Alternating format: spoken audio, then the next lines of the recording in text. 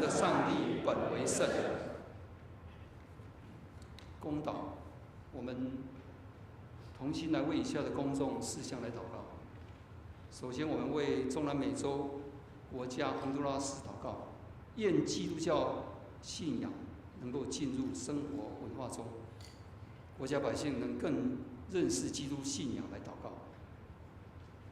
我们也在为台湾卫理公会南教区荣阳所以布道所陈家士传道祷告，愿教会奉献充足，教会在当地更加得人，牧者同工，身心健康祷告。我们仍然要为世界战乱的地求平安，求主止息中东俄乌战争的战火和冲突止息，愿和平和平安早日降临，也愿主安慰各地受苦的人民，医治他们的身心灵伤痛，将主的平安和恩惠赐给他们。我们也为求主赐福，并带领教会在新朋友的跟进行动中，能够充满智慧和恩典，为主做出美好的见证。最后，我们以主教导我们的主祷文来同声来祷告，请我们在天上的父，愿你为圣，愿你的国降临，愿你的旨意行在地上，如同行在天上。我们日用的今日赐给我们，免我们的债，如同我们免人的债，不叫我们遇见试探，救我们脱离凶恶。因为国度、权柄、荣耀，全是你的，直到永远。阿门。接着圣道理，我们一起来领受上帝的话语。我们今天请彭山弟兄来诵读今天的圣道经课。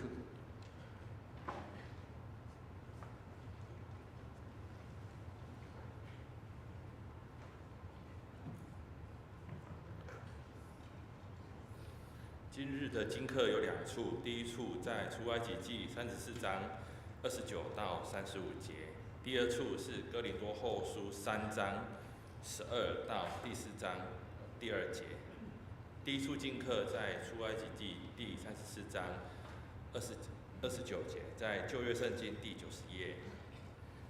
摩西手里拿着2块法板下西乃山的时候，不知道自己的面皮因耶和华和他说话就发了光。亚伦和以色列众人看见摩西的面皮发光，就怕挨近他。摩西叫他们来，于是亚伦和会众的官长都到他那里去，摩西就与他们说话。随后以色列众人都进前来，他就把耶和华在西乃山与他所说的一切话都吩咐他们。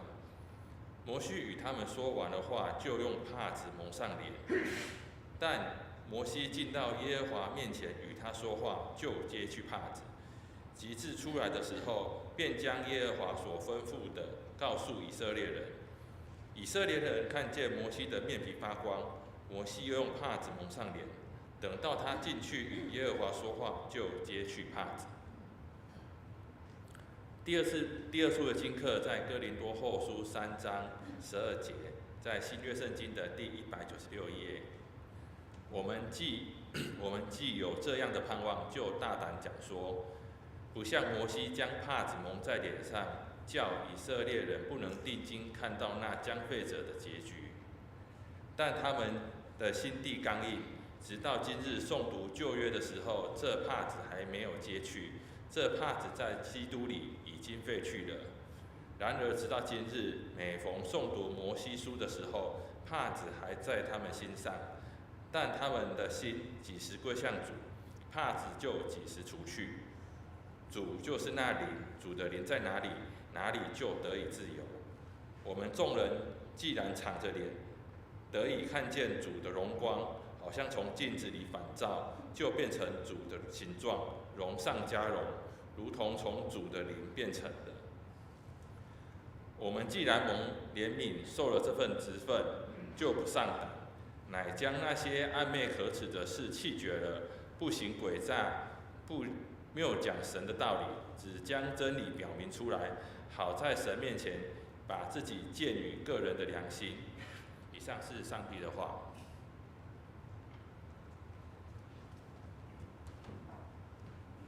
谢谢彭昌弟兄。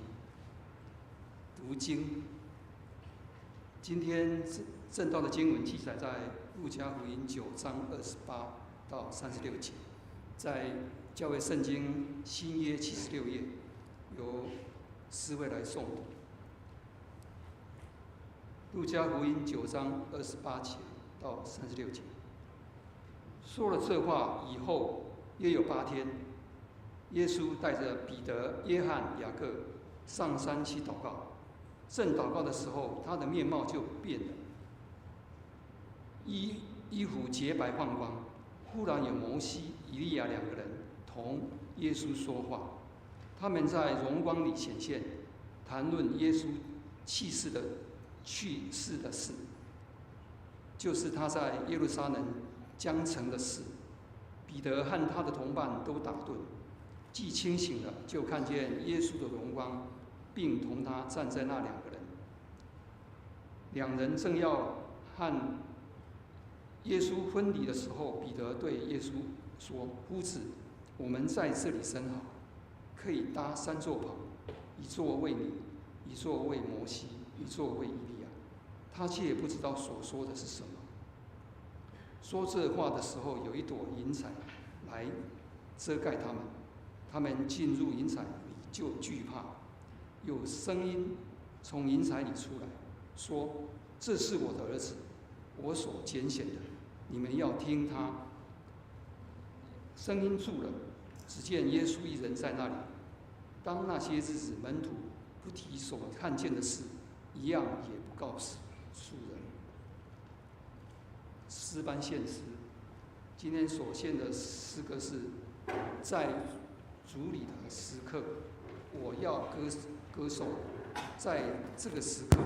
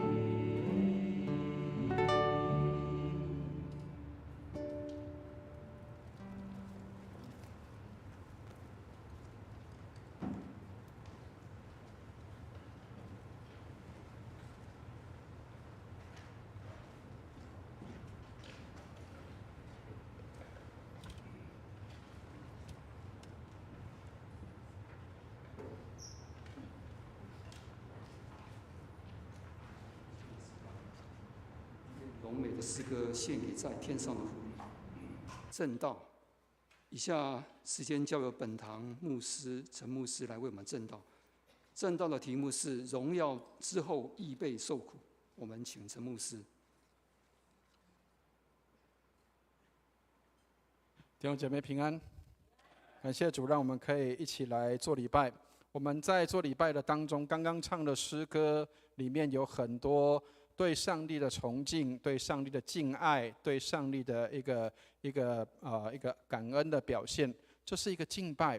所以当我们在唱诗的时候，不是只有诗班在这里献诗，让我们口唱心和的跟着我们的诗班一起来献上感谢和赞美的祭。上个礼拜我们的圣光的邱道圣牧师特别提到这个有这个奉献2块钱的，也有奉献玉瓶的香膏。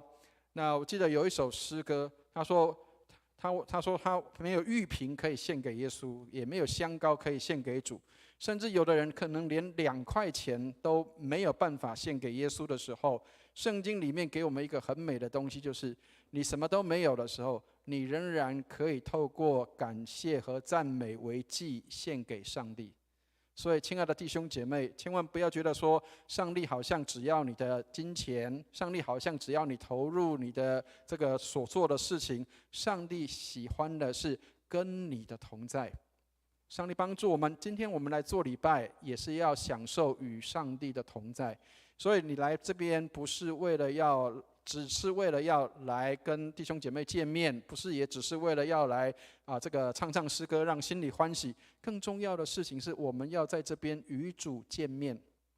所以当我们说主的时候，意思就是我不是主了，是耶稣才是主，上帝才是主。如果我们在平常的工作，可能有很多人常常会是公司的主管，或你可能是老板，或是你可能掌管某一些的事物的时候，你可以说我做主。但是当我们来到神的面前的时候，我们却要说耶稣是主，上帝是主。愿主帮助我们，让我们能够谦卑在上帝的面前，唯有谦卑的人才能够来到上帝的面前来敬拜。愿上帝来带领我们。好，那今天是一个很特别的一个日子今天叫做登山变相主日。我们的诗班今天也跟我一样穿这个袍子上个礼拜还是没有穿袍子的时候，所以今天也是他们的登山变相，他们今天穿了袍子上来。好，那亲爱的弟兄姐妹，我们无论是在什么样的地方或是环境里面，刚提到我们敬拜上帝，那我们的上帝是怎么样的一位上帝？好，刚刚我们的教会比较特别的地方，我们有很多一些不一样的，跟很多教会不一样的特色，包括比如说我们刚刚有这个号角队，很多人不晓得说号角队其实他们的一个服事跟线上也是对我们的一个提醒。以色列人当他们在入会堂或是要敬拜上帝的时候，他们要有号角的吹响，表示要招聚百姓。他们身上所穿的、所披戴的那个祷告巾，上面有蓝白相间的那个穗子，其实在告诉他们以色列人说：当记得你是谁。所以，其实我们的服事，每一样的服事，应该都是圣洁的服事，应该都是荣耀上帝的。特别服事的人要认识自己，我是谁，我为什么能够来服事上帝？愿上帝帮助我们。若不是上帝的怜悯跟恩典，我们没有一个人可以在这个地方。所以因着上帝的恩典，让我们能够来领受跟享受上帝的祝福。愿上帝的带领们。好，所以刚刚我们的这个司会已经帮我们破题了。好，所以跟大家来介绍有2本书是不用担心，不用缴钱，免费的放在楼下的地方。好，那第一本书就是这个，叫做40天40个词。好，那这个跟我们有什么关系？因为我们在礼拜3以后，在这一周的礼拜3，3月5号的时候开始进入一个新的时刻，叫做大斋期。好，那大斋期是为期40天的时间。那所以教会里面大部分都会有这样的一个时间的安排就是大斋期，在传统教会但是千万不要以为所有的教会都有哦，因为上个礼拜二的时候，有一个这个武昌的一个姐妹，武昌教会的姐妹，她来到我们的礼拜堂的时候，她看到这本书，她说：“牧师，你们怎么会有这个东西呢？”她说他们武昌没有教过这种东西，她说没有听过什么叫做这个大斋期啦，或者是这个40天的这个部分，她说没有听过。好。那我说 OK 没有关系，那我们书有，那给你这个书，希望你可以好好的阅读它。好，所以千万不要以为好像每个教会都有，全部都有哈。其实每个教会都有其他的特色，我们都有美的地方，我们也有我们美的地方。武昌教会也有武昌教会美的地方。好，所以传统教会里面在我们的这个大斋期开始40天。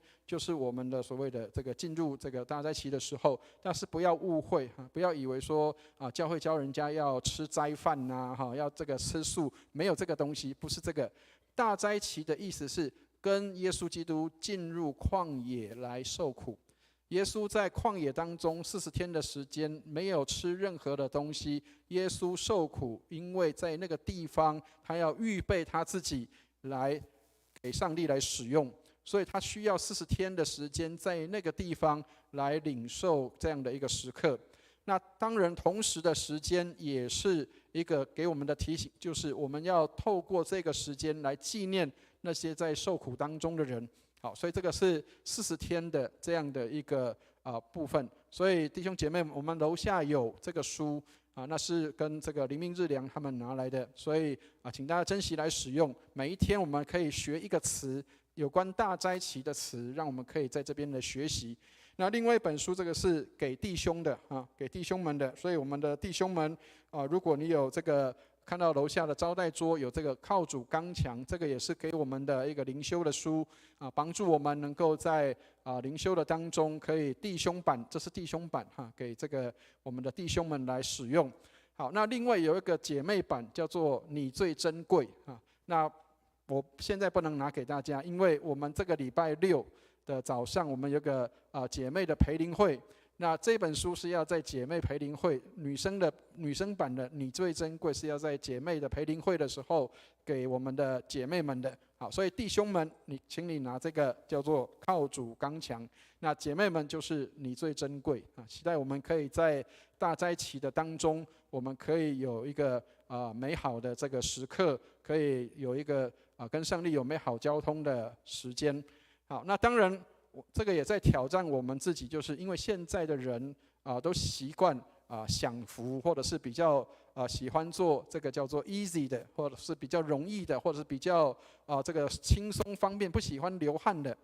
好，那要请大家看一下这个图有看过这个景象吗？有没有去到捷运站的时候，你知道那个捷运站哪边人最多的吗？那个电梯有没有？手扶梯人很多的，大家都在挤那个手扶梯。好，然后什么地方人最空旷？没有人，这个楼梯上面，对不对？好，所以亲爱的弟兄姐妹，我们很多人都不喜欢受苦，因为受苦不好受，走楼梯，哎呀，脚痛什么地方痛。但是我们都喜欢挤电梯，可是各位知道，挤电梯要很拥挤的。台语有句话讲叫做 AK， 知道吗？ AK 就是你很挤、很拥挤的，所以。你知道，其实很多时候我们常常不愿意去到那个比较舒服的、空旷的地方，没有拥挤的环境，那个一个可以让你这个身边可以有很大的一个空间的地方，我们常常要去跟人家挤，只为了要享受。所以，亲爱的弟兄姐妹，有时候享受不见得都是好的，有时候享受的当中，你可能要经历很多的拥挤，很多的这些的，因为大家都想要争，但是。华语有一个话很好，他说：“唯有不争，则天下莫能与之争也。”所以当你没有争的时候，其实这条路是很宽阔、是很大的。但是要跟大家澄清一件事情耶稣曾经跟我们讲什么？他说：“你要进窄门，走窄的路，对不对？”所以有人说那是不是意思就是不要走这个宽大的路？不是，不是。当你只有一个人走这个路的时候，它是很宽的但是电梯即使再大，很多人挤上去，那个叫什么？那叫拥挤。所以上帝帮助我们，虽然这个楼梯不好走，它其实才叫做窄门，因为没有人喜欢，没有人想要。所以亲爱的弟兄姐妹，当人家都在享受大餐美食的时候，当你要去禁食祷告，当你要读圣经，当人家都在滑手机，当人家都在看电影，你居然还要再翻开圣经，也许你在走一个苦路，但是当你走在这个苦路上的时候，你将要得到的是上帝的荣耀。当你滑了手机，当你玩了这个时刻的时候，也许你觉得很好玩，但是那个时间很快就过去。上帝帮助我们，让我们能够选择那应当选择的。好，我们一起举起圣经来祷告，愿上帝的话成为我们的帮助和力量。我们一起举起圣经来祷告，我们一起念经。这是我的圣经，他说我是谁，我就是谁；他说我拥有就拥有，他说我可以就可以。今天神的话要来教导我，我诚心悔改，我心里警醒，我灵谦卑受教，我就不再一样。奉主耶稣基督的圣名，阿们。我们刚提到这个大斋期，那也提到圣灰日，在礼拜五的时候，我们有一个这个时间的开始，叫做圣灰日。那礼拜三的时候，这个礼拜三，好，那礼拜三的晚上，牧师要到高雄卫理堂去讲道，因为他们邀请我去参加这个圣灰礼拜，成为讲员。那为什么会有这个圣灰礼拜？其实跟教会的节期是有关系的。很多人不晓得说，教会的节期其实跟我们的信仰有很多相关的地方。圣灰日，它的这个灰是从哪边来？各位如果有印象的话，我们在复活节前的一周，那个主日叫做棕树主日。所以棕树主日在那一天庆祝耶稣要进耶路撒冷城之后，那一些的树叶，那些的棕树放在什么地方？通常教会会放在一个这个阴干的地方，或者是把它晒干之后，隔年也就是去年的这个叫做棕树主日，那用到今年的圣灰日的时候，把它烧成灰，烧成了灰之后，然后要做什么样的事情？就是在圣灰日的晚崇拜当中，把这个灰涂在额头上。圣经里面，旧约圣经里面特别常提到一个叫做蒙灰或是悔改，所以圣灰的意思就是从这一天开始，我们要进到大斋期，我们要做一个认罪跟悔改的时刻。好，可能有的人也许在过年的时候吃了大餐，也许你可能有很好的享受，但是在享受之余，让我们也纪念那些在受苦当中的人。也许我们有很多的浪费，也许我们有很多的事情是做得不恰当的，我们需要有一个认罪悔改的时刻。所以大斋期的第一天叫做圣灰日，圣灰日就是让我们把灰涂在头上，以至于我们可以成为一个认罪悔改的象征。所以如果你碰到有一些弟兄姐妹，他们在这一天他们会涂上灰的时候，千万不要以为奇怪，因为这个叫做认罪悔改的代表。圣经里面，旧约圣经也常常都有提到要撒蒙灰悔改。好，所以大斋期的时间到什么时候？从礼拜三3月5号开始，一直到4月19号复活节的前一天，这个叫做大斋期。所以我们总共有40天的时间，我们有40天要在这个大斋期的当中。但是刚刚提到了，不是叫你吃素啊，千万不要误会。好，那但是我们会有一个行动，通常在大斋期的当中，我们会有一个行动，就是邀请弟兄姐妹，如果你的身体上许可，你的体力上可以，没有任何的疾病的话，请我们可以有这个时间来做这样的事情，就是能够一天有一餐的禁食。这个一天的一餐的禁食，让我们可以学一个功课，就是让我们学习不要浪费，也让我们学习能够珍惜有食物的时候，让我们能够珍惜我们所得着的这一切。现在的人生活很丰富，所以我们很少会有挨饿的时候。但是可能很多人说，这个叫自讨苦吃吗？为什么我要禁食？其实这是跟耶稣一起进入到那个受苦的时刻，让我们去体贴耶稣基督的受苦。我们成为基督徒，并不是要走在一个 easy 的道路上，不是走在一个容易的道路上，而是我们要与主同行。耶稣不是每一天都荣耀的，耶稣有受苦的时候，让我们可以与耶稣一同受苦，也体会那些在受苦当中的人。所以大斋期的一个活动跟另外一个行动很有关系，就是当我们在这个禁食之后，你省下来的那一笔钱，你的40天省下来的钱，可以用来作为教会的仁爱捐款，就是你可以帮助教会能够照顾贫穷跟需要的人。所以教会能够有这些的金钱，能够来帮助有需要的人。在马太福音里面特别提到有3个事情是以色列人他们常常做的，叫做敬虔人会做的事情。一个就是禁食，一个就是祷告，另外一个就是施舍跟奉献。好，所以当我们禁食祷告的时候，省下来的钱成为我们的一个这个施舍的一个经费。然后在禁食的当中，我们能够祷告，跟上帝有美好的交通，让我们可以来在祷告当中来敬拜，能够在这个大斋期的当中，不是没事做，而是我们透过这样来敬拜上帝。愿上帝帮助我们，让我们可以进入大斋期的时候，有这样的一个时刻，给自己有一个时间，能够刻苦，能够有一个跟人感受那样的一个同样的一个感受。所以有一句话讲叫做同理心。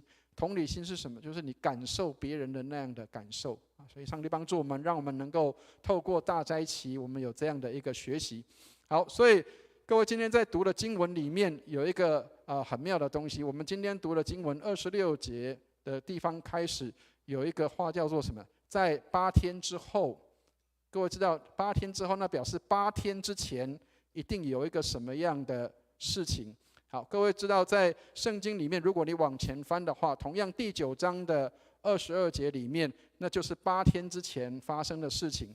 我们今天看的圣经是耶稣在这个山上的变相，但是在这个8天之前发生什么事？我们来看一下这个9章22节的地方，我们一起来念一下9章22节，一起念来。又说，人子必须受许多的苦，被长老、祭司长和文士弃绝，并且被杀，第3日复活。好，耶稣讲这个是为了什么？在这个8天之前发生什么事情？各位如果有看到圣经里面的话，耶稣其实带他的门徒去到一个地方，然后在那里他给他的门徒一个考试。这个考试是什么？耶稣问他的学生，问他的门徒说：“人说我是谁？”人说我是谁？好，很多人有答案，很多人在写考卷的时候有解答啊。有人说你是这个以利亚啊，有人说你是先知中的一位。好，然后这个打满分的那一位学生叫做彼得。彼得说什么？他说：“你是基督，是上帝的儿子。”好，耶稣说：“对，你答得很好，你满分了。”但是呢，耶稣马上给他一个东西，就是什么？他说：“你答对了，满分了。但是基督不是要来一统天下，基督不是要来统治世界，他要来做什么？就是这个22节。他说：人子必须受许多的苦，被长老、祭司长和文士弃绝，并且被杀，第3天复活。”亲爱的弟兄姐妹，你会发现有一个很特别的事情是，耶稣是基督，他来不是要荣耀吗？为什么会变成是要被杀，还要被弃绝，然后还要死得那么惨，然后第3天还要复活？为了什么做这个事情？我不知道大家喜不喜欢看小说啊？我是很喜欢看小说的人，你知道这个见证不太好，但是各位知道圣经这样对不对？有时候我们很难读，可是你知道金庸小说。厚厚的一本3连集，可以3天看完，然后那个很特别啊。好，我不是要讲这个我的这个读书经验啊，但是你知道那个小说看的时候，我不晓得大家有没有看过有一个桥段哈，就是丐帮的帮主要就任的时候，他们有一个仪式，那个仪式是什么？帮主要在中间，所有的帮众在旁边，然后每个人对他吐一口口水。每个人要给他吐口水，每一个乞丐都要吐这个丐帮的帮主一口口水，然后他才能就任叫做丐帮的帮主。你知道我看到那个桥段的时候，你知道我心里面在想什么吗？哦，原来要当一个领袖，他要耐得住人家的口水啊！亲爱的弟兄姐妹，不要以为站在台上或是能够指挥别人就是一个光荣的事情，你要被人家吐口水的。我们当中所有的人应该都会经历过，当你在服务别人的时候，不是你服务了别人，别人就说你很好，因为也有可能会人家说你很不好，或是人家认为说你做的计划很糟糕，人家认为你的服事很差，很多的口水。亲爱的弟兄姐妹，成为一个荣耀的君王，却要承受很多很多的受苦。好，所以上帝的法则里面有一个法则，就是什么？有无罪的要代替有罪的。各位知道，如果你有打游戏哈，我不晓得各位我们当中有年轻人，或者是你可能有孩子是年轻人，你知道我们有一个游戏里面都会有一个东西叫做人设，知道吗？什么叫人设？知道吗？人物设定。好，那个人物设定就是什么？你设定这个人物，他就要有一些什么样的东西，他要具备什么样的特质，他要具备什么样的一个状况，或是他要有一个什么样的性格在这个里面。各位知道耶稣的人设，耶稣被上帝设定为什么？他就要成为这样的一个角色。圣经里面说什么？耶稣是神的羔羊，要除去世人罪孽的。所以耶稣的人物设定就是什么？就是要来受苦的。所以，亲爱的弟兄姐妹，千万不要以为耶稣的人设只有荣耀，耶稣也是要来受苦的。好，但是呢，今天是他的荣耀日，为什么？因为圣经里面形容他相当的荣耀。我们来看一下，在29节的地方，我们一起来念一下29节，一起念来。正祷告的时候，他的面貌就改变了，衣服洁白放光。亲爱的弟兄姐妹，这个人突然间就变了。变样了，变相了。圣经里面说他变相了，衣服洁白放光。在刚刚早上台语堂的时候，知道这个洁白放光，你知道台语的意思是什么？知道吗？叫做娜娜、细娜，就是它的光很亮的意思啊，叫做更娜娜，意思就是它是很亮的。有没有听过细娜？就是闪电。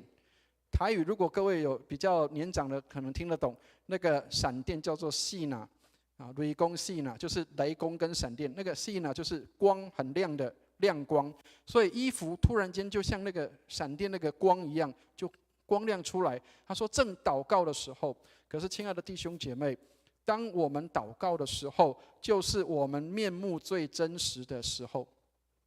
各位知道那个意思代表什么？耶稣在跟上帝祷告的时候，跟他父祷告的时候，是他最真实的时候，他是最荣耀的时刻。正是在最荣耀的时刻，面貌就改变了。亲爱的弟兄姐妹，你祷告的时候，你有没有看到你自己的面貌是不是改变了？你有没有亲近上帝的时候，那个是最真实的时刻，而不是一个叫做人家看到的祷告。很多时候，我们只有注意到在礼拜堂祷告，或是人看到的时候的祷告，最真实的祷告是在哪里？是在你家里面关起门来的那个时间，那个才是最真实的祷告。所以我们需要有一点时间来跟上帝见面。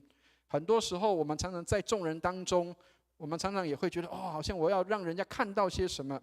但是事实上，真正最真实的面目是我们关起门来，在门里面，在房间里，在小房间里面跟上帝亲近的那个时刻，那个才是最真实的面貌。好，所以各位，当耶稣在祷告的时候，我们要注意到一个事情。圣经里面为什么今天这个登山变相很重要？因为很少人会去注意到这个变相之后是什么样的一个用意。我们来看一下30节的地方，我们一起来念一下30节。我们一起念一下30节，一起念来。忽然有摩西、以利亚2个人同耶稣说话。好，各位，摩西跟以利亚突然出现，你看那个人物设定就突然出现了。好，摩西跟以利亚代表什么样的事情？各位如果知道以色列人他们读的圣经跟我们不一样，我们有新约，我们有旧约，对不对？但是以色列人只有读什么？只有读旧约，他们没有新约千万不要误会，他们没有新约，他们没有承认耶稣是救主，他们只有旧约。通常他们在称呼旧约圣经的时候，跟我们想象中不一样。我们叫旧约，他们没有叫旧约，他们就是叫做他们的圣经。他们的圣经叫什么？叫做律法、先知跟圣卷。好，所以摩西跟以利亚代表什么？一个代表了律法，一个代表了先知。所以意思就是什么？这个就是先知里面，在圣经里面，律法跟先知代表整本的圣经里面。好，这个整本的圣经里面出现了什么？出现了中间有耶稣在那里。其实他在告诉我们一件事情是：当你在读经的时候，你有没有读到耶稣基督？你读到耶稣没有？当你在读旧约律法书的时候，你有读出了耶稣吗？当你在读这个先知书的时候，你有没有看到里面的耶稣？因为他们两位都跟耶稣一起讲话，还讨论耶稣你要怎么死，圣经里面有；耶稣你要怎么去进入耶路撒冷城，圣经里面有。所以，亲爱的弟兄姐妹，你在读圣经的时候，你有没有读到耶稣基督在这个里面？当你读摩西的时候很好，摩西的教导很好；当你读以利亚的时候，以利亚的作为很好。但是你有没有从这里看到耶稣基督？好，所以耶稣是所有的圣经里面的全部。耶稣是所有圣经里面的全部。所以我们来看一下他们在讨论什么。31节，我们一起来念一下31节，一起念来。他们在荣光里显现，谈论耶稣去世的事，就是他在耶路撒冷将要成的事。所以，亲爱的弟兄姐妹，我们在读圣经的时候，不是只有知识上的东西，不是只有圣经知识，这个律法书是怎么来的，不是只有这个先知书是怎么形成的。亲爱的弟兄姐妹，你有没有读到耶稣的事在你的圣经当中？你的圣经里面能不能够告诉你耶稣是怎么活，耶稣又是怎么死？为了什么他要活？为了什么他要死？有没有看到你的圣经里面的耶稣？所以，如果你没有读到耶稣的时候，其实是很可惜的。好，所以我们来看一下，基督是神道成肉身的上帝。当他在我们当中的时候，他成为我们所有人的集合，我们所有的一切都是属于他的。所以他为我们受死，也等于他的救恩临到我们每一个人的身上。好，那这时候有一个很特别的声音就出现了。我们来看一下35节的地方。好，我们一起念一下35节，一起念来。有声音从云彩里出来说：“这是我的儿子，我所拣选的，你们要听他。”好，我们有很多年轻人在带敬拜的时候，或者是很多坊间在带敬拜的时候，常常都会出现一个词，叫做“不见一人，只见耶稣”，对不对？好，但是牧师要告诉大家，不要被这个话绑住，不要被这个话绑住。其实这个在讲什么？当云彩当中有声音出来说：“这是我的儿子，我所拣选的，你们要听他。”摩西不见了，以利亚不见了，唯有谁留下了？耶稣留下了。所以你读了圣经里面，你很多东西也许你会忘记先知书讲了什么，也许你会忘记律法书讲了什么，但是不要忘记他们里面要告诉你的耶稣是谁。所以，亲爱的弟兄姐妹，这个声音有云彩当中出来说：“这是我的爱子，我所喜悦的。”他是上帝的荣耀的儿子，但是却是要走那个苦路。这是上帝对他的人物的设定。所以，上帝的道不是给我们来看，哇，这个好多好多的知识，好多的美好。他要让我们知道，他要按照上帝的旨意来行的。耶稣基督就是上帝的道，他要按照上帝的旨意来行。所以，亲爱的弟兄姐妹，你在读经的时候，有没有读到耶稣在这里面？所以，透过耶稣，我们才能够到父那里去。所以，亲爱的弟兄姐妹，如果你读不懂圣经，当你没有办法，好像觉得跟上帝有些距离，好像不懂得上帝的旨意的时候，透过什么？要透过耶稣才能够到父那里去。好，所以我们看一下36节的地方，我们来念一下36节，一起念来。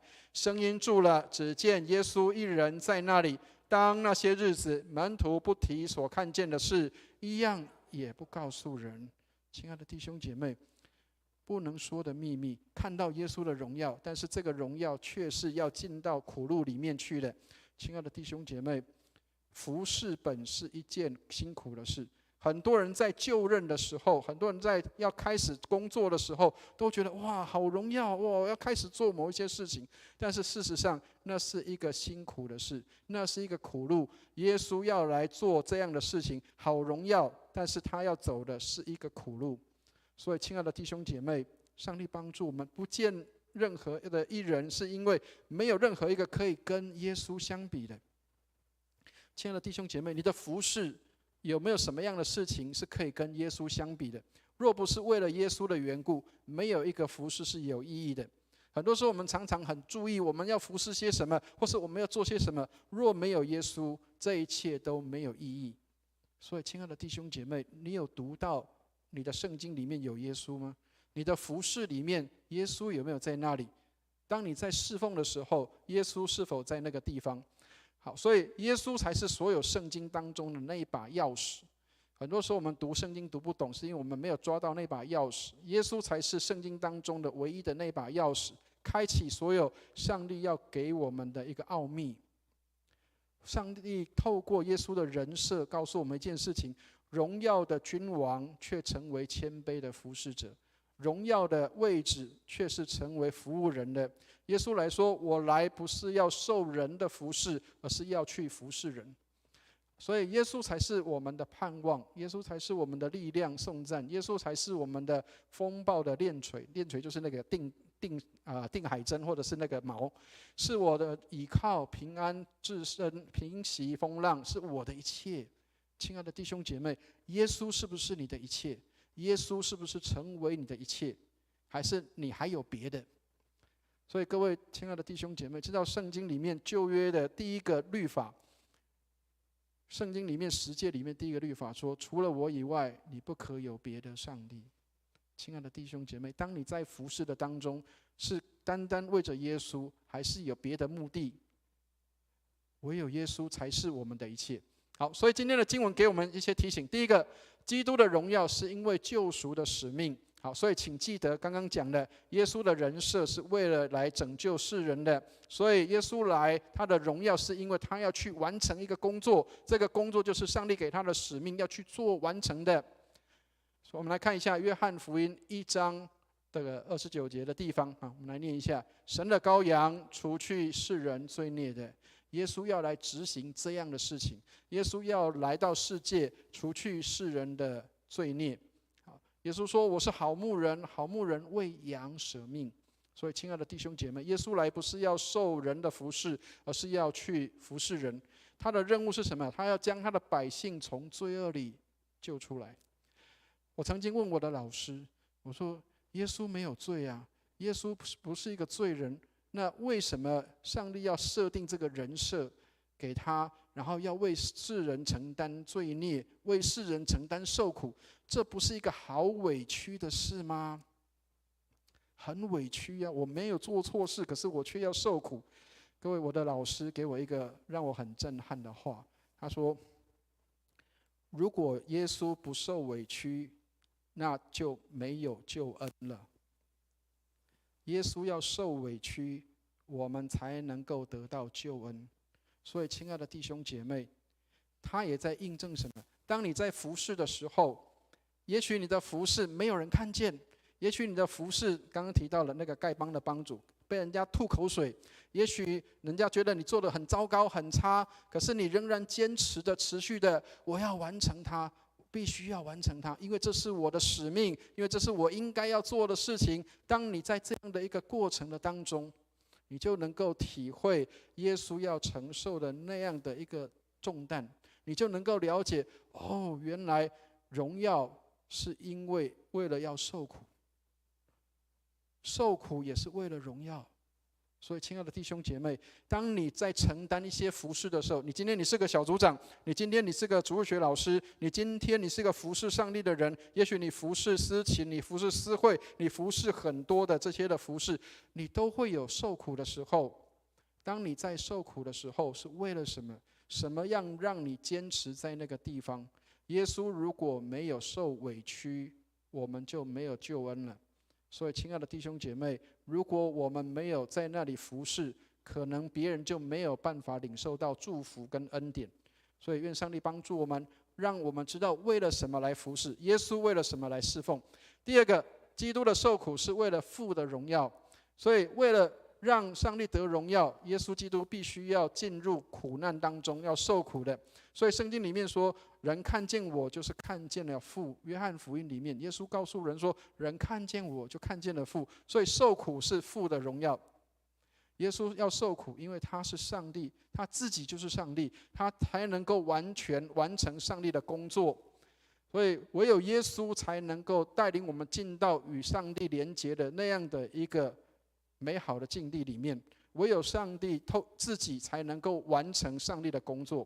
所以亲爱的弟兄姐妹，唯有耶稣才能够完成上帝的旨意，只有耶稣才能够完成上帝的工作。我曾经讲过一个案例，蛮有趣的，这个在新闻里面有报过。各位知道那个在新北市那边，听说有一台计程车，好，那个计程车它有放那个 KTV 哈，各位知道，如果你有机会在车子上唱 KTV 的话，好，然后这个设定，司机的设定什么？他说，如果你这个在我的车上唱 KTV， 如果你能够唱到100分满分啊，你这一趟车费没有了。而且我还给你5000块的奖金。各位知道，很多人要上去挑战，为什么？可以得到5000块奖金，然后又车程免费，多好！可是各位有没有人破关过？没有人破关过。好，后来这个司机他说什么？他曾经载过一个破关的，那个破关的人是谁？是一个歌星，一个歌手。他上去的时候，他点谁的歌？点自己的歌。他点了自己的歌的时候，他唱了。原唱者在这个地方，那当然是满分咯。所以当他唱了之后，他不但这一堂车费免了，而且又得到5000块的奖金。亲爱的弟兄姐妹，谁才能够完全上帝的工作？只有上帝自己，只有耶稣才能够完全上帝的工作。所以千万不要以为我能够帮上帝做什么，其实没有，我们什么都不能，唯有靠耶稣基督，我们才能够满足上帝的心意。好。所以第三个，基督的顺服使苦路变成荣耀。所以亲爱的弟兄姐妹，如果你现在正在某一个位置上受苦，千万不要觉得难过，因为耶稣也在受苦。耶稣的受苦使苦路变成是荣耀的。耶稣说：“我是生命的粮。”所以当我们领受耶稣的时候，就是领受他的生命在我们的里面，让我们也能够活出基督的生命。所以也许你的路可能觉得有很多的阻碍、拦阻、困难在那个地方，但是不要担心，那个苦路将来要通到的是一个荣耀的地方。所以耶稣的版本跟我们不太一样。有时候我们可能会觉得人喜欢的那个舒服的位置、好的位置、那个被人尊崇的位置，很多人喜欢，没有人喜欢去做服侍，或者是那个没有声音的位置。亲爱的弟兄姐妹，耶稣选择的荣耀是做默默无闻，没有人听到的。耶稣所做的是没有人看见的，耶稣所要做的事情是没有人注意到的。所有的人都注意到罗马皇帝，所有的人都注意到那个荣耀的君王。然而上帝眼中的荣耀的君王不是罗马皇帝，而是他那个受苦的儿子。上帝帮助我们，让我们在受苦的当中，不因为受苦而觉得羞耻。当我们在该做的事情上，该在的位置上受苦的时候，那是荣耀的。我们在荣耀耶稣。所以当你在职场上，当你被欺负的时候，当你被人家很多的工作堆在你身上，也许你的这个工作被人家吐口水，甚至别人觉得你做的根本不值一提，然而耶稣也在这个路上。愿上帝帮助我们，当我们走在耶稣的路上的时候，我们就走在正确的跟着上帝、跟着耶稣基督的路。愿上帝来带领。所以进入到大灾期的时候，我们开始会提到有关受苦的事。60年来，我们的教会也曾经经历很多的苦。所以亲爱的弟兄姐妹，也许我没有办法参与到各位在之前的那个苦，甚至包括搬家的苦，但是60年是一个不容易的时间，让我们在60年之后，我们继续的持续的走在上帝的路上。这个路不好走，因为这个大的礼拜堂，上帝透过很多人把它建成完成。上帝也透过很多的方式，让我们知道，不要只有守住这个房子，而是我们拥有这个房子之后，应当要再走出去的。上帝帮助我们，60年后，我们仍然在走在上帝心意的路上。愿上帝来带领。我们一起来祷告。亲爱的天父，愿你帮助我们，让我们能够走在那个荣耀的路上。那个荣耀的路也是受苦的路，带领我们走在这个苦路的当中。我们有盼望，因为我们与耶稣同行。主，你也与我们同行，让我们走的路是你要我们走的路，你也正在那路上。谢谢你垂听我们的祷告。最美好的事就是上帝与我们同在。感谢你垂听我们的祷告，愿荣耀归给主。奉耶稣基督的圣名，阿们。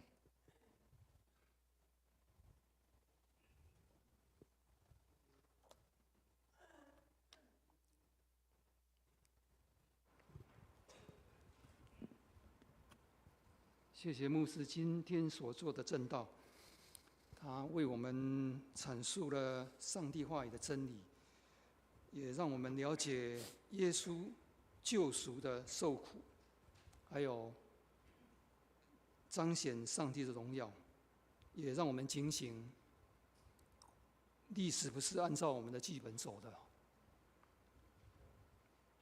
圣餐礼，让我们一起来思想圣餐的意义，感谢耶稣基督身体为我们舍，宝血为我们流所赐的圣餐。我们来唱新灵粮诗写300首，以属合一第1段。弟兄姐妹，如果身体许可的话，请起立。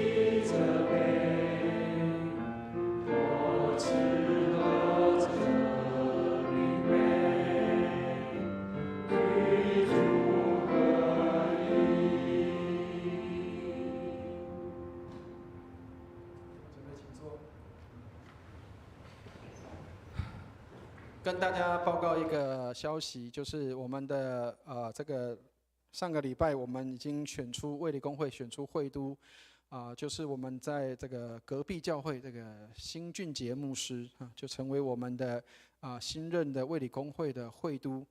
那选举的时候相当的精彩各位如果有机会喜欢看那个美剧或是那个一些欧美的剧的话。这个知道那个在选那个叫做教宗的时候，是一个相当辛苦跟频繁的一个时间那甚至可能要选3天3夜都选不出来。好，但是呢，这当中发生了一个很有趣的插曲。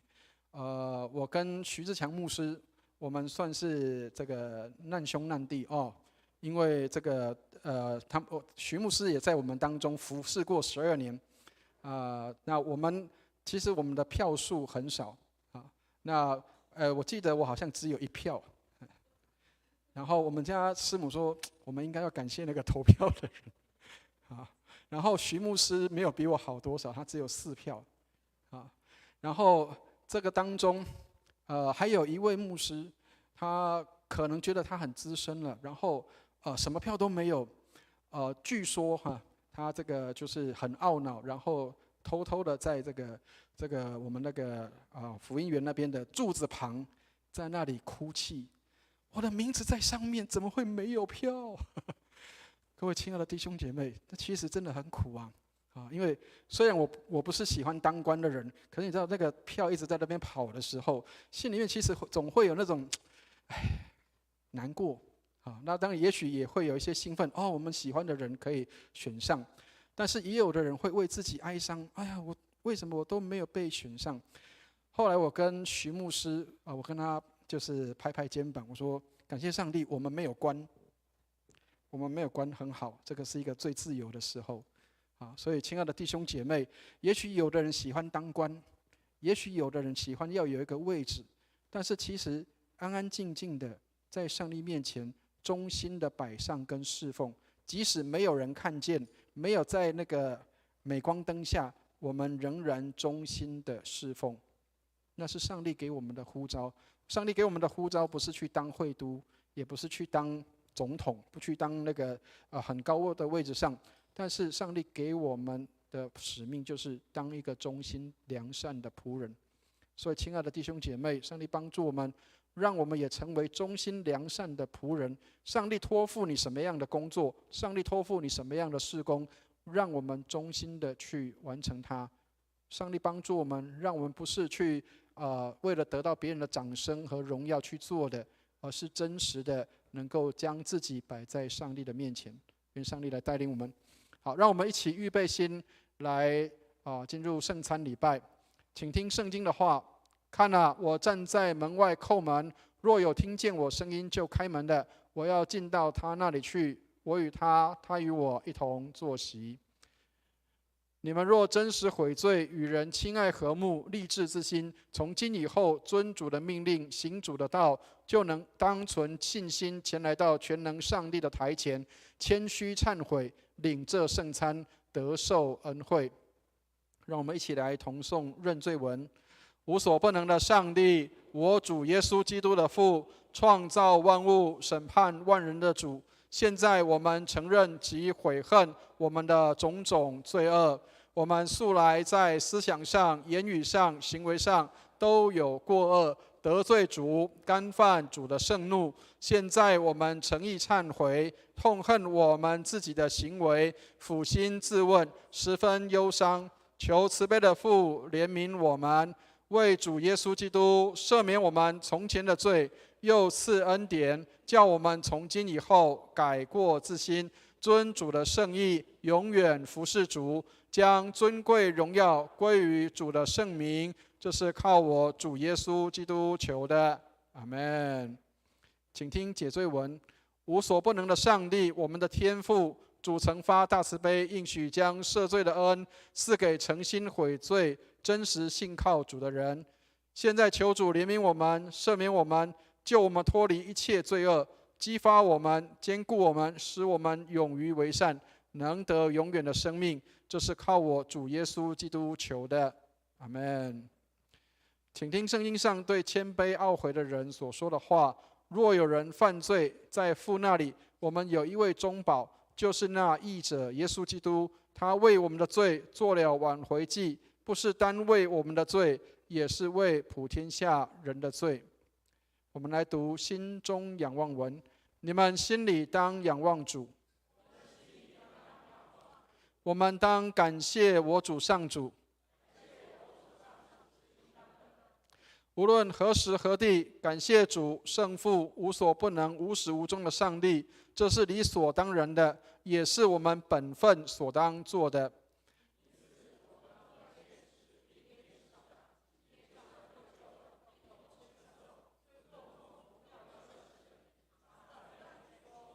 圣哉，圣哉，圣哉！天地万军的主，主的威严充满天地，愿荣耀归于至上的主，阿们。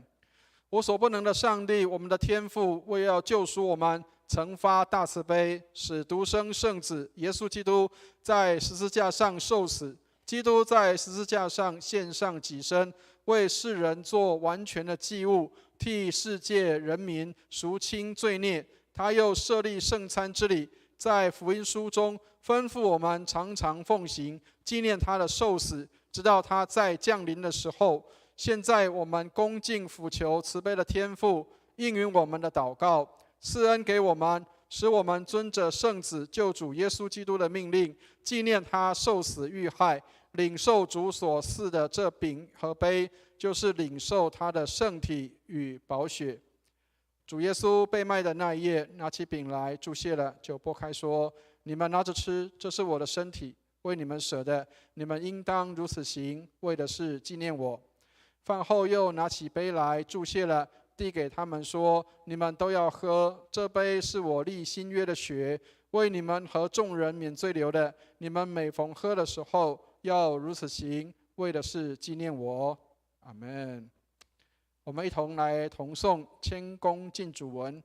慈悲的主，我们到主的圣桌前，不敢靠自己的义，唯靠主的大恩典，唯主永无更改，常施怜悯，叫我们能领受上帝爱子耶稣基督的圣体与宝血，使我们犯罪的身体和灵魂都可被他的宝血洗清，而获得丰富的生命。我们就常住在基督里面，基督也常住在我们里面。阿们。弟兄姐妹，牧师这边没有先打开来，因为也有人提醒说，牧师不要讲太多话，才不会喷在口水上啊，喷在这个饼上，所以我们是很安全的。所以弟兄姐妹，我们在领圣餐的时候，让我们也能够在安全的状态下来领受。那等一下我们会有小弟兄、小姐妹们帮大家来喷上酒精。那喷完之后，我们就来到台前来预备来领受圣餐。那请我们的陪餐的同工到台前来。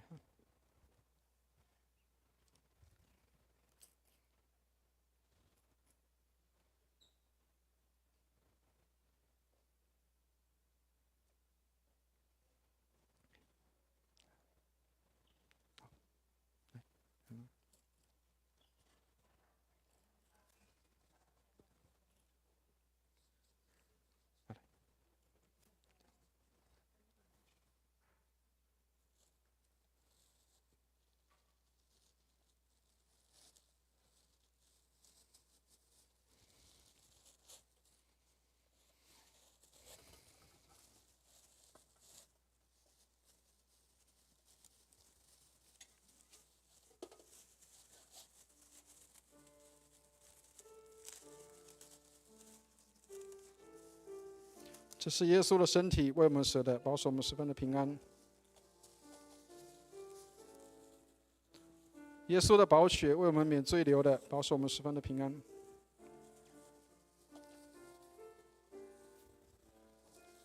稣的身体为你免罪，这是耶稣的身体为你舍的。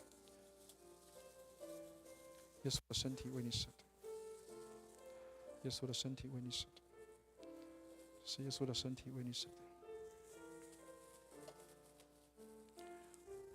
耶稣的宝血为你免罪流的，保守你十分的平安。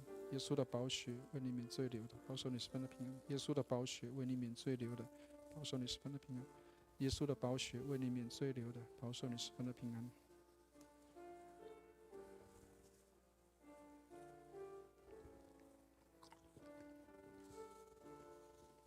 二楼是你。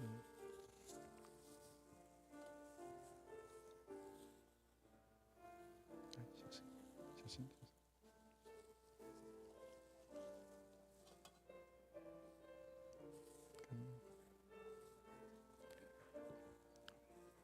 耶稣的身体为你舍的，保守你十分的平安。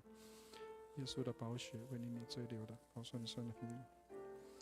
耶稣的身体为你舍的，保守你十分的平安。耶稣的宝血为你免罪流的，保守你十分的平安。弟兄姐妹，如果你已经预备好来到主的面前，让我们就来到神的圣桌前，我们一起来领受这个饼杯。这是主耶稣的身体为我们舍的，保守我们十分的平安。耶稣的宝血为我们免罪流的，保守我们十分的平安。如果你还没有受洗成为这个基督徒，那请你在座位上，你已经信耶稣了，虽然你还没有受洗，那你能够用心灵来领受，请用你的右手放在你的心上。如果你还没有受洗的弟兄姐妹，用你的右手放在你的心上，让我们在心里面来领受这个圣餐。这是主耶稣的身体为我们舍的，保守我们十分的平安。耶稣的宝血为我们免罪流的，保守我们十分的平安。让我们来领受这个饼跟杯，就是领受耶稣基督的圣体与宝血。这是主耶稣的身体为我们舍的，保守我们十分的平安。耶稣的宝血为我们免罪流的，保守我们十分的平安。让我们领受完之后，我们吃了之后就回到位置上，让我们在那里安静的祷告。愿主帮助我们。也许我们正走在苦路上，也许我们正被人家撇弃跟轻视或藐视的时候，上帝帮助我们，让我们仍然有这样的一个心志，愿意来跟随主，不是因为别人的喜欢，也不是因为别人的喜好，而是因着这是主给我们的使命，让我们能够去完成它。这是主耶稣的身体为我们舍的，保守我们十分的平安；耶稣的宝血为我们免罪流的，保守我们十分的平安。让我们也来到主的面前，来领受上帝的恩典。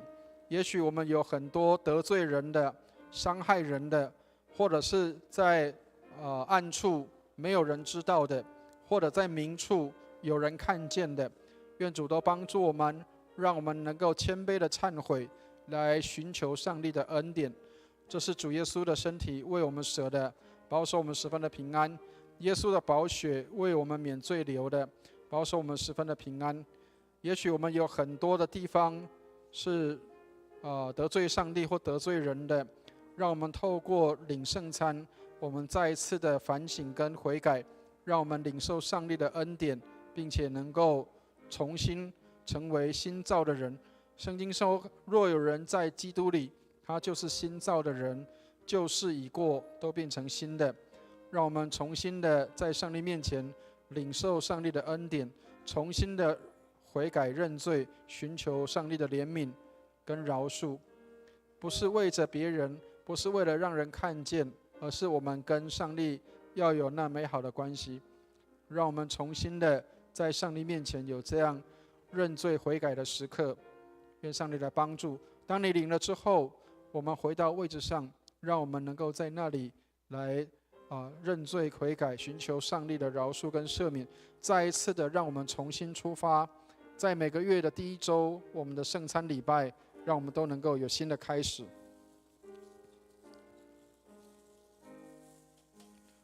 这是主耶稣的身体为我们舍的，保守我们十分的平安；耶稣的宝血为我们免罪流的，保守我们十分的平安。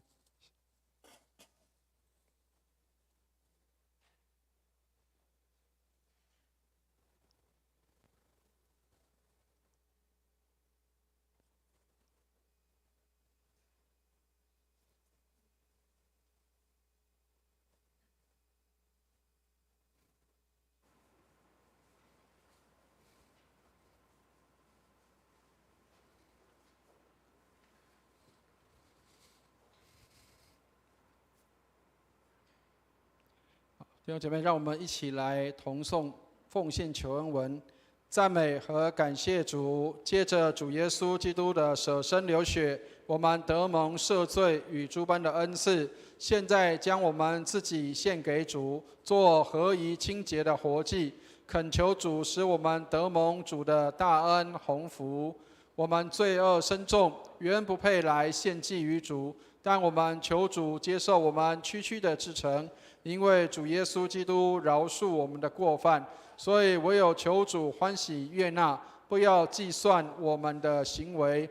但愿尊贵荣耀归于无所不能的圣父、圣子、圣灵，三位一体的主，永世无尽。阿们。我们今天的圣餐礼到这里。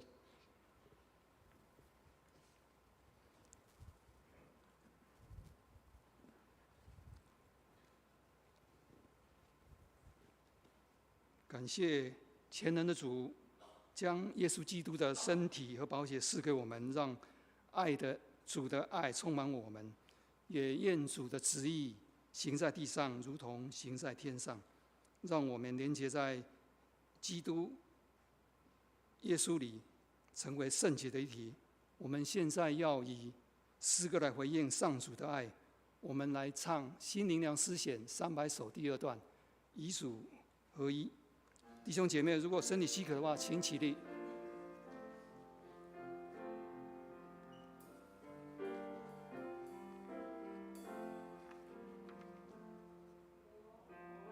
我与主同定死，不再受罪辖制，向罪我乃已死。这向主活，我与主同复活，胜过黑暗权势。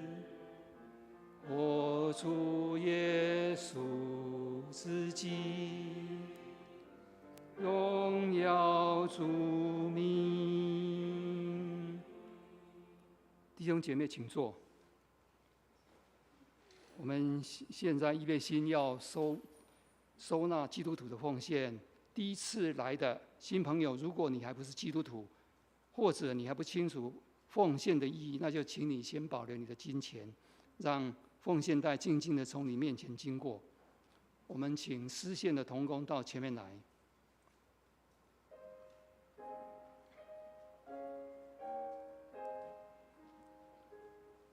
我们一起来为奉献祷告。亲爱的天父，我们衷心感谢你，因为我们所拥有的一切都是从你而来，不仅生命、工作、家庭和一切生活都全赖你的恩赐所赐下。你是配得赞美和感谢的。现在我们要愿意以些许的金钱奉献作为祭物献给你。这一切原本都是属于你的，我们甘心乐意的献上，愿你悦纳。也求你赐我们教会有聪明智慧，去应用你的事工上，让教会被造就，福音得王，得以兴旺。多谢你垂听我们诚心的感谢祈求，奉主耶稣基督的圣名祷告，阿们。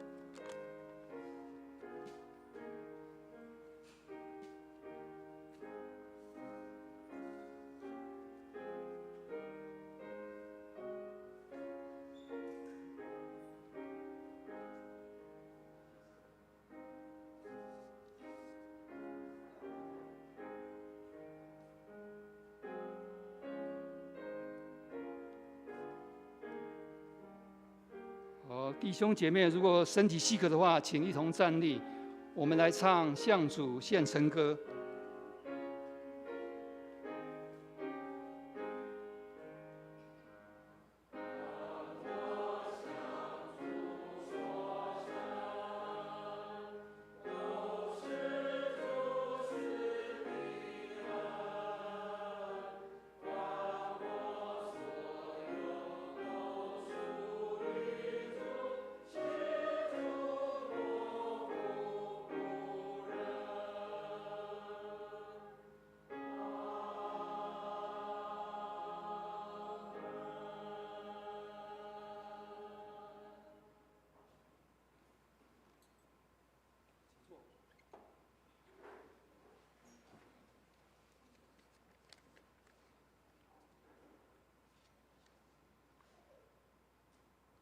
我们今天有新朋友，我们来介绍一下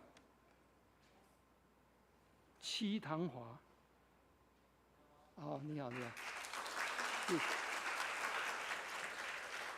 我们很欢迎你，一次欢迎，永远欢迎。我们有新朋友到我们教会来，我们也要请大家为他们祷告哈。也希望我们弟兄姐妹能够热情的接待他。我们就来唱《我们成为家人》。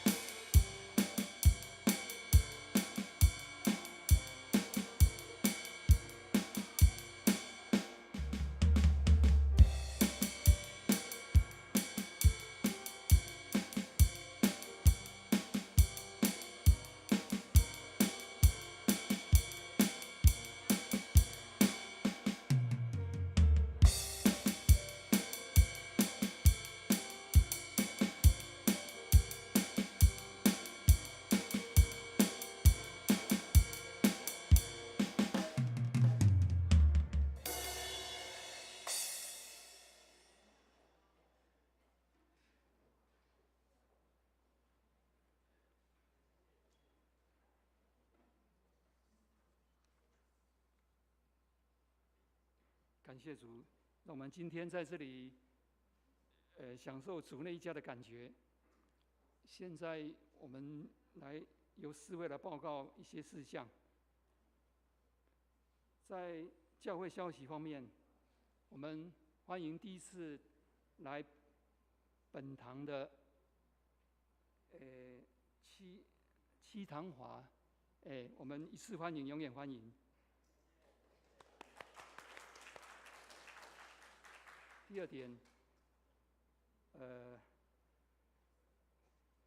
刚才牧师已经讲过，3月5号开始我们就进入大灾期哈。那今天也是3月份的第一个主日，将召开我们本堂的3月份的执事会。届时会后，请执事同工留步哈。第3点，就3月5号开始40天。刚才我们的牧师也邀请我们弟兄姐妹，如果身体许可的话，我们以1天有1餐禁食的方式来做大灾期的纪念活动哈。那第4点，我们有3月8号有姐妹的培灵会，那有周淑清牧师，还有他讲的是翻转人生圣经辅导与人生难题。那个参加的对象除了姐妹之外，我们弟兄也可以参加，甚至我们有认识的慕道友，我们也欢迎。第5点，制服学院114年春季班的课程简介，它都已经印制完成，欢迎索取。那在3月4号跟3月6号有2个免费体验信息，请欢迎邀请朋友或是邻舍来参加体验。第6点，我们的成组3月9号开课，也就即日起就开始报名。有要报名的话，可以在公布栏去填写，或者是填报名单交给办公室。那这一次成组我们有2个班，一个是雅歌书跟提多书，是周雄老师还有侯兆廷老师；另外一个班是路加福音，由赵少文老师、谢慧莲老师还有杨伟祥老师。第7点，我们教会立本门徒课程在3月22号，算是正式的第1课。那请为9个月的门徒学习祷告。第8点，我们本会的韩国参访旅游团将3月31到4月4号由赵少文弟兄带团，请为团员的参加出入平安祷告。第9点，请为教会进入60周年，成为祝福，充满希望来祷告。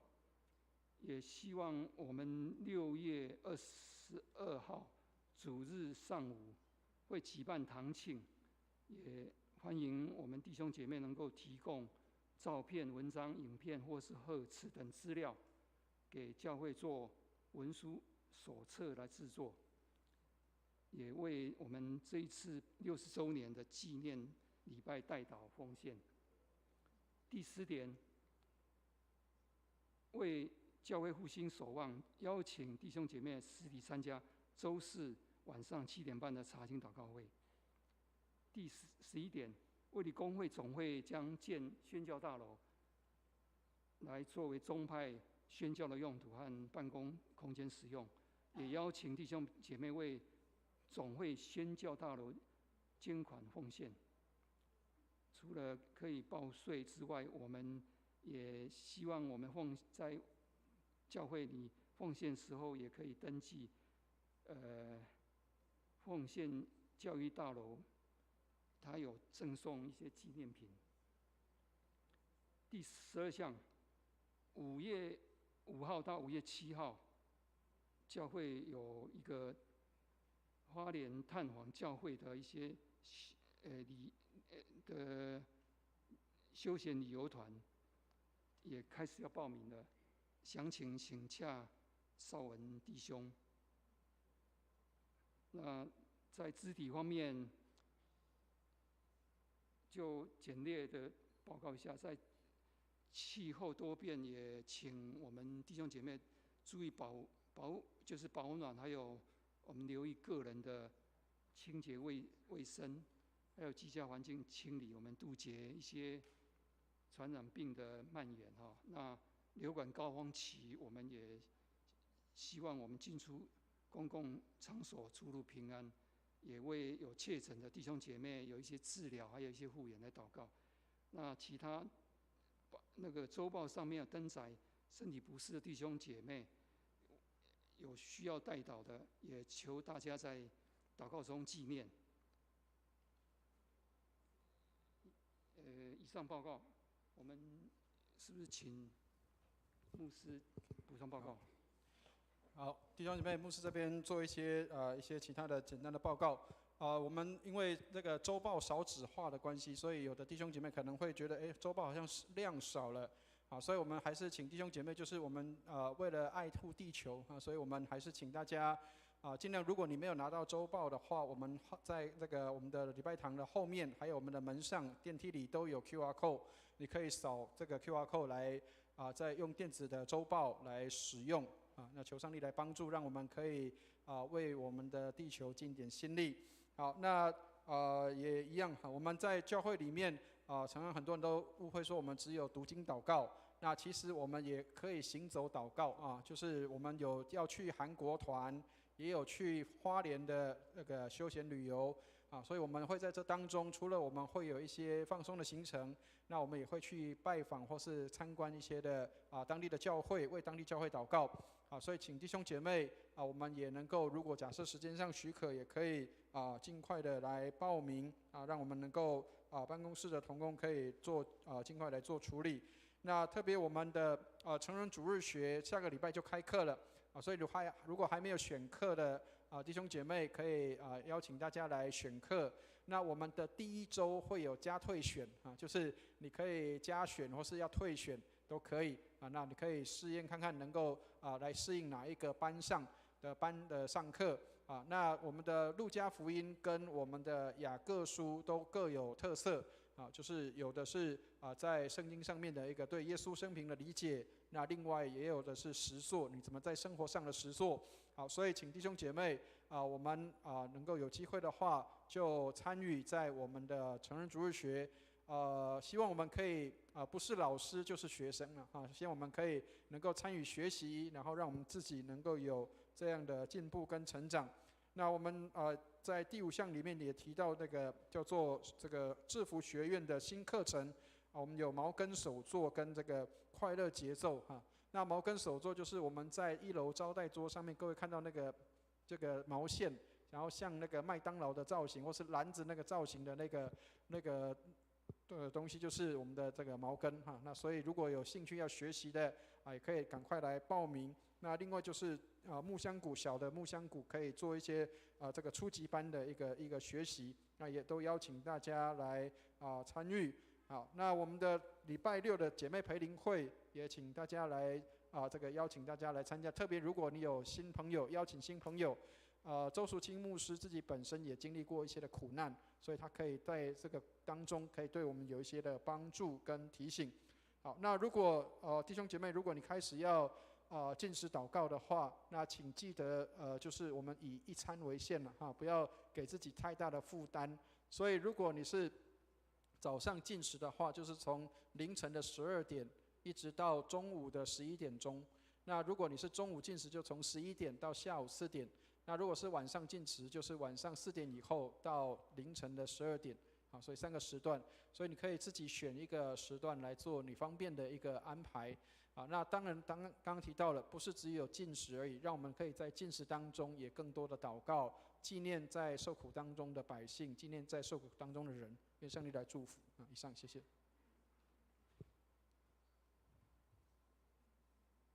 OK， 三一颂，如果您身体许可的话，请弟兄姐妹起立，我们来唱三一颂。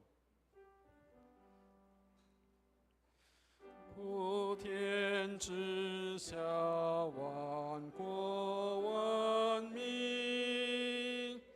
齐声赞美父子圣灵，三位一体，同荣同尊。我有志愿问父之本。阿门。请牧师为我们祝福。弟兄姐妹，让我们一起来领受祝福。慈悲怜悯的天父，感谢你借着耶稣基督的受苦，使我们得祝福，让我们得了祝福之后，也成为服侍人的人，使人因我们蒙福。愿我主耶稣基督的恩惠、天父上帝的慈爱、圣灵的感动与交通，常与我们众人同在，从今时直到永永远远。阿们。阿门颂。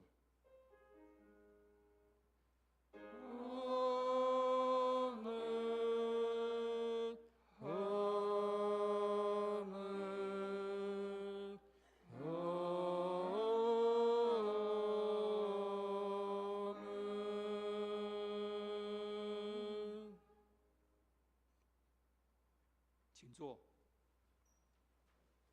在殿业中，为今天的肢体消息还有教会事工，请会众一同低头默祷祈求。殿业后彼此问安，相互交流。有病痛忧伤的弟兄姐妹，欢迎会后到台前来，牧师为你祷告。散会。